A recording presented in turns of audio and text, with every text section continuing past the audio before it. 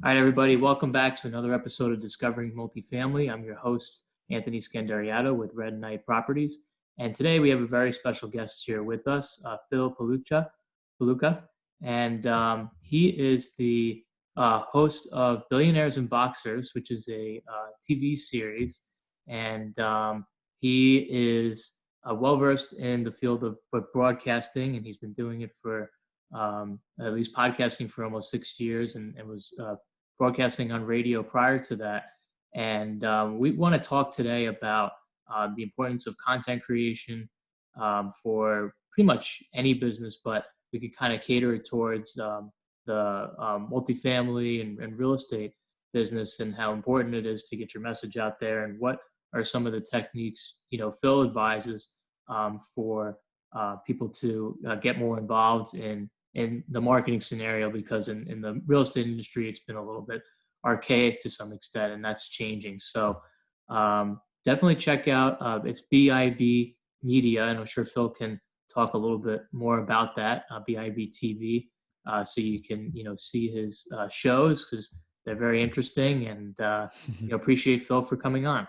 Oh no, it's great to be here. So as we were saying off air, so real estate's my passion. I started life as a surveyor, so everything I learned through broadcasting and marketing, sales and lead generation and all this wonderful stuff that led right the way to sort of recruitment and commercial board level roles was all based around content creation. I think it's a vital part of everyone's business, and it amazes me how many businesses are still leafleting but aren't creating content. In fact, it just blows my mind. Sure. It's like there is. I'll give you a really easy example, something that everybody can do and most people haven't. Okay, so this is how you generate leads no matter what it is you're trying to attract. So we were saying this off air, but if you want an investor, if you want to find stock, if you want to find below market value properties, if you want to find whatever it is, right? The people that you're looking for, your target audience, once you know what they are, that customer avatar, right? You know what kind of questions they're asking, you know what things they're looking for. And there are tools out there now like the website Also Asked, which is ASKED. My accent's pretty thick, so you might not be able to understand that, but Yeah. alsoask.com, right? And it's sort of a reversed engineer tool that allows you to do a search for a subject, and it will tell you the most commonly searched questions in relation to that subject. And you can break it down in terms of geographical area. So if you just look at that list, you'll have maybe 30 or 40 questions that are really commonly asked about that in your area. If you could just create one short video answering each of those questions and stick them on your website and reference them on YouTube and get them up on Google, every time somebody looks for that, you've seen it. Google is pushing content. It's always pushing videos, images. That's the stuff it wants you to see. It wants you to engage and be interactive. So if there's an article about it on Wikipedia, or a newspaper article about it, or there's a video about it, the video will always be pushed immediately below the sponsored adverts. That's where they want you to see them. So your content can be there for all of the people who you're trying to attract. And then, you just get down to your simple usual market stuff, your click funnels, your cookies in the background to see who's doing what, your retargeting campaigns. There's always somebody out there that can do this stuff for you. You don't have to be a whiz kid and know all of this stuff. The best thing is, if you're in this industry or wherever you are, if you're an investor you've got some properties, you've done a few times now and you know what you're looking for. Yeah, this is a recipe for success when you combine it with content, because then those deals will find you and you're having conversations with people that are relevant to what you were looking for. It's beautiful. I don't know why more people don't do it. Sure. Now, how do you determine what's good content and what's okay content and what's bad content? Because there's a lot of content out there. Yeah, there is. I think my definition of it's probably different to other people's, because I'm a big believer in people should be creating content. And when I look at my early content, I cringe. And you're like, oh, did I really do that? That was awful. I can't believe I let that go out. But you've got to start somewhere, and everybody has to start somewhere. And we've all had that cringe-worthy journey, right? And it doesn't matter if you're doing your very first piece of content, it's going to be cringeworthy, but it's better to have something out there than not have something out there at all. I talk about podcasting as an example. So we're on a podcast right now, right? So I always find the stats really interesting when you look at what's happening in the rest of the world. So as you know, I do a lot of work in Africa. The number of podcasters in the last 12 months has doubled across Africa, doubled, okay? Which is pretty impressive on its own until you realize that that means that they're now at the place that the United States were in terms of podcasting in 2003. So the importance to having a podcast over there is similar to asking the question, do you want a website for your business? Well, yeah, of course I do, because it's a great way to engage with people. It's a great way to, break into new markets. I mean, there's nothing wrong with a win-win situation. And that's what I like to talk about because, your listeners here are, hopefully getting something from this. They get to implement it into their businesses, which make them more successful, which is going to make them more likely to listen to your show again because you've helped them. Likewise, some of them might like what I'm saying, go and check out our content, enjoy some of that, and they might stick around and enjoy some more. I'll have people from our network that see I'm on this show will come and check out the interview and see what it's all about. And if they're interested in real estate, they're going to stick around and learn more from you. It's a win-win situation for everybody, and we get to have a great conversation as part of the process. I love it because every day is a school day, and I'm learning from people all around the world, and I'm getting to share things that I know that can enrich people's lives and empower them in their businesses. So yeah, it's awesome. I love it. Awesome. So I want to focus this episode a little bit more, and you kind of, some light bulbs are going off right now. You're talking, we're on a podcast right now. You have a podcast a lot, you mentioned the numbers in South Africa and Yep. in the US, even, 10 years ago. So actually more than 10 years ago. Yeah. And so what is the importance of having a podcast? I think it's great that you said, oh, it's almost as important as having a website Yeah, nowadays. I think it is. Going back to the question on content before, how do you make your content stand out? What's the difference between good content, bad content, okay content? Same question as it relates to the podcast. How do you Yeah, I think it's provided the subject is what people want to know. So that's where I think it's so much easier now than it ever was before, because you'd have to guess what people wanted. I mean, half the stuff I created was, I think this will be interesting, so hopefully other people do too. But when there's a roadmap for you in terms of websites like Also Asked, and they can lead to places, and you know what it's like. If you write 30 shows and book 30 guests to cover those questions alone, the more you talk to these people, the more subjects come up anyway, and the more interesting topics you have to talk about as a result, because you know what's going on, because you've just spoken to 30 really cool people about 30 really pressing things. So I think for me, the thing that makes good content and bad content is the value add. I think there's a lot of content out there that's rather self-promotional. Maybe it's because I'm British, I don't know, but I find that stuff kind of cringy.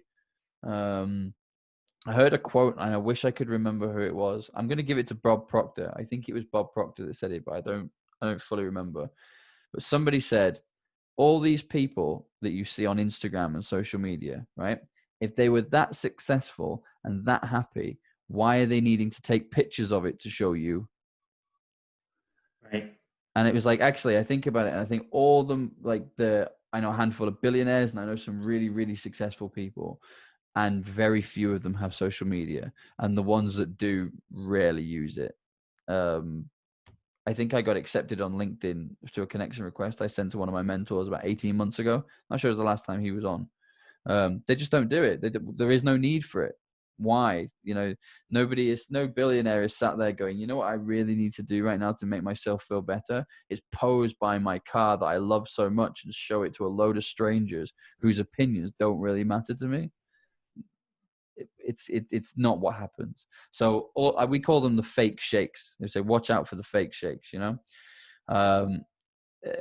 there's so many of them out there. And I think the great test is always the value add. It's if they won't give you any value add until you've bought something, they haven't got any to give you. And this is coming from a place of somebody who's wasted $10,000-$20,000 comfortably in the last 2 years on courses with coaches I really shouldn't have bought into. Um, and I learned about 12 months later, this is a true story. One of my mentors said to me, if you've ever paid for a mentor, they're a supplier, not a mentor. And I was like, that's an interesting point. And from that, my attitude towards sort of mentorship changed quite a lot, if I'm honest. Because there'd been a few people I'd paid a lot of money, double figures, to get into small groups with them so I could be mentored by them directly. And it was all a charade. So, and the way that you can spot it is they're all very rah, rah, rah, look at me, here's this unnamed person. Let's call them Bob. Hey, Bob. Bob came to me and Bob was broke like you. Bob's now a millionaire. Be like Bob. And it's like, well, how? Give me some facts. Give me something actionable. Give me something that I can go and implement, that I can see works. And then I'll go, yeah, this guy knows what he's talking about. Or this girl knows what she's talking about. I'm going to go sign up now. But so many of them will be like, listen, if you've enjoyed this and you want to unlock the secrets to our success, download our audio book now. It's usually $30. It's now only $9 for you. Well, it's still going to cost you $9 to download an audio book or an ebook that's completely full of crap. Sure. Sure. Waste of time. Sure. So how do you mentioned the purpose of having content being non-self-promotional. So a big thing for my company and what we do is more educational. Yep, Um, absolutely. you mentioned the value add. So can you kind of talk about that a little bit more? Yeah, so value added for me is the sole purpose of content. I mean, there's adverts for self-promotional stuff. That's not what this kind of medium is for. And in fact, I think, we need to take it right back to basics, because I work in the tech sector. I love the tech sector. I love technology, but people still buy people. The biggest tech deals in the world are done because the people like each other and build a project together. There was still people at the heart of it. So I think make sure that people remain at the heart of your podcast. If this isn't something that you'd enjoy listening to about somebody else's company, then don't do it for yours. I'll give an example. I have a client of mine who owns a cybersecurity business, and his guys are top drawer, right? They are brilliant at what they do, but their podcast was going nowhere. And the reason it was going nowhere is they're so technical, it's boring. Like, it's great that they know what they're doing, but who cares that they know what they're doing? They should know what they're doing. It's their job. Right? It wasn't interesting content, and only other people in their sector would understand it. And that's not their demographic. That's not who they were trying to sell to. So my suggestion was, I'm going to take it right back to basics, which is, one of their main markets they work in is in the maritime industry, and about sort of GPS tracking and security for that and all this sort of stuff. And I said, well, one of the things that you need to do then is you need to make sure that you're interviewing the top guests within the marine world. You need to be interviewing the top athletes, the companies, the sponsors, the former athletes, the writers, the authors, the surfers. You need to be interviewing them, not each other, because what you need to be doing is getting your target audience listening to an interesting conversation with you. And they're like, well, how do people know what we do then? It was like, because it's branded all over the podcast. They're going to come to you because they like you. They already know what you do. Your website tells them what you do. That's not what the content's for. The content's for value add, build relationships with people, have some fun talking about a shared passion, a shared love, a shared vision, a shared target, and see what comes out the other side of it. Because the genuine sales that come from that, and relationships and all that kind of stuff, they're worth more than any marketing campaign could be. Sure. Awesome. So going back to that a little bit on podcasting, for our listeners out there, can you advise them on, because I hear this all the time, I don't want to start a podcast, or it's too hard, or I don't have Nonsense. the time. What would you say to them? Is it easy, hard? No, it takes effort, but everything takes effort, but it's so much easier than it ever was these days. I mean, we met on matchmaker.fm. Obviously, the sister company for that is podcast.co. I know James very well, and a massive plug for what they're doing. But, they give you a couple of weeks free hosting so you can try it out, and they will upload it to iTunes and Spotify and Google, and they just do it all for you, and they'll create audio files that you can use to advertise your show on social media. It's never been easier. All the things that I either had to go and do myself or hunt around the internet to try and find solutions for each individual bit, that's now under one umbrella, and it costs next to nothing. And in terms of not having time, I don't know how to answer that, because for me, it was the complete opposite. I was having really interesting conversations with people and then wasting so much time telling other people that week about this really interesting conversation I'd had with this person. It was just duplicating and wasting my time. So I was thinking, it's going to be so much more efficient if I can record the conversation and then I can release it and other people can enjoy it. And every time I reference it, I can just go, I tell you what, I'll send you this guy's link from this podcast I did the other day. You'll really enjoy it. And then I don't have to spend 20 minutes explaining it. So it was actually a time saver for me. Makes a lot of sense. Phil, so what do you need for people out there thinking about starting a podcast, or they've been doing it and seeing a little bit of success, but maybe not the Yep. results that they want yet? I guess two questions. Number one, I guess, how long does it take for someone to really get the exposure that they're looking for Mm. after starting the podcast? How many is it? Metric of episodes or metrics of Yeah. rating?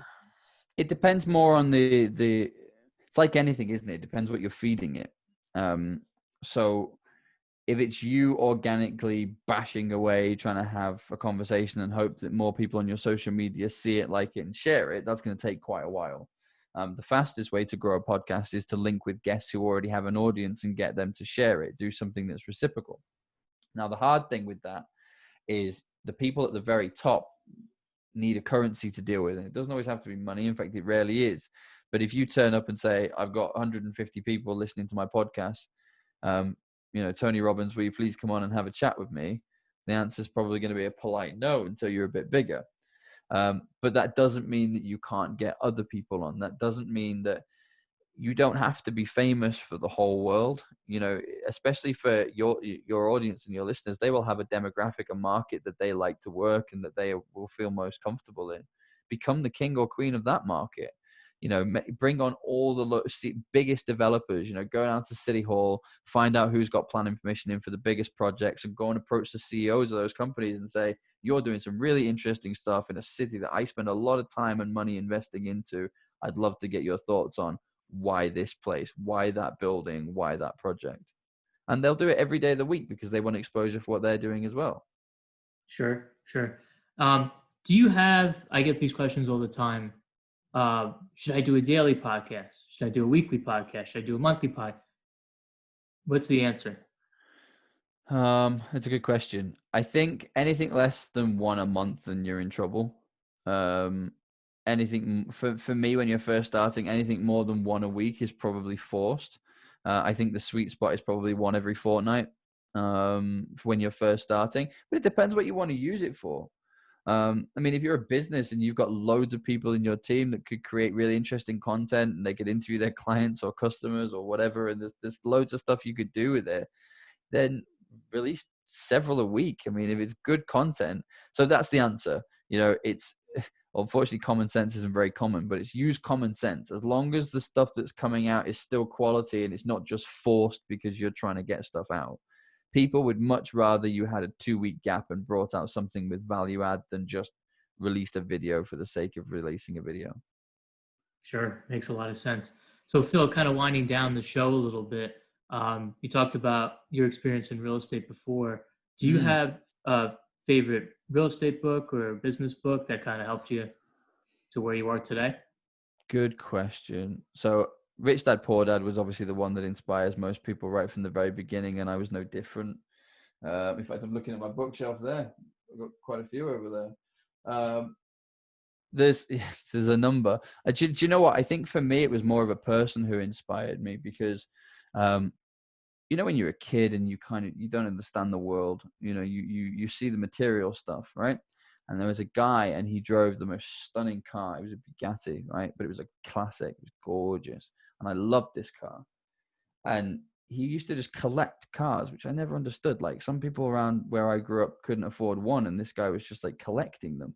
And he was buying these like kit cars, these Morgans, and building these classic English motor sport cars. They were beautiful.